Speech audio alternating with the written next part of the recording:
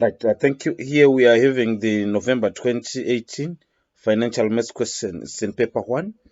7.2 is saying Tsepo takes out a home loan over 20 years to buy a house that costs 1,500,000. So on 7.2.1, the question is saying calculate the monthly installment if the interest rate is charged at 10.5% per annum compounded monthly. So specifically, this means that we are having a situation whereby the we are dealing with a loan repayment. It's a loan. So for us, for loan repayment, we use the present value formula.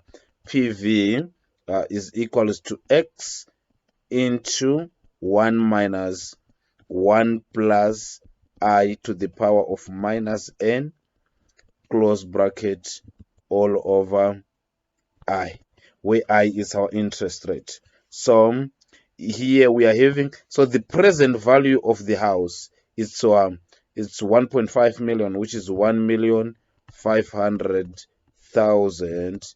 We are saying it's equals to X. We don't know how much you'll be repaying per month. So that's exactly what we want to calculate into 1 minus open bracket 1 plus our interest rate of 10.5%. We can actually write it as 0.105 compounded monthly, close bracket here, and we are saying it's to the power of and it's over monthly for 20 years, which means it will be to the power of minus 120. That is 120 months, close bracket, all over our interest is 0.105 all over 12. So that's it. Then, which means now we are solving for x. We punch this into our calculators. Therefore, which now implies here we are saying our x will now be equals to it must give us in as 14,975.70. Thank you. Now we now want to do the next part. The next part now, 7.2.2 is saying calculate the outstanding balance. So here we are dealing with outstanding balance immediately after 140th payment. So 7.2.2 is dealing with outstanding balance. 7.2.2 is on outstanding balance. On outstanding balance, all we have to know now is outstanding balance again. We should make use of the present value formula again. So which means here our present value will now be equals to just as before. It will be x into 1 minus 1 plus I to the power of minus n all over I. The only difference now is that n is no longer the number of payments made on outstanding balance, is the number of payments to go.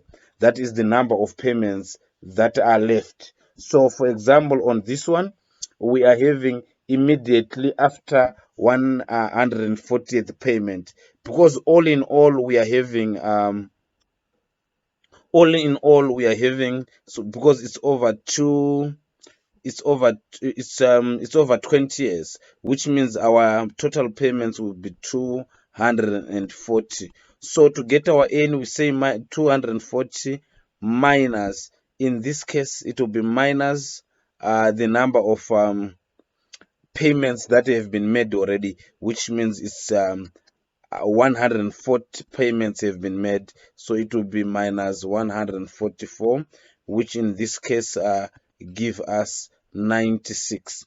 So that's the difference. So which means our n is going to be 96. So which means the outstanding balance after the 96th payment, sorry, after the 140th payment, it will be now equals to, so which means it will now be equals to, our x is 14,000, because we know our x there, which is 14,975.70 into 1 minus open bracket, now 1 plus 0.105 all over 12 to the power of minus 96 for our n, close bracket there, then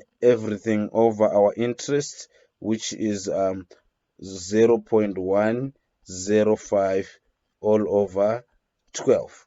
Then going forward, punching this into the calculator, which gives us an outstanding balance of, in this case, is going to be 969,927.74 cents. Thank you. So this question, it emphasized one, on using the present value formula and also using the present value formula to find the outstanding balance. Thank you so much. May God bless you. May you also watch the next video on financial maths. Thank you.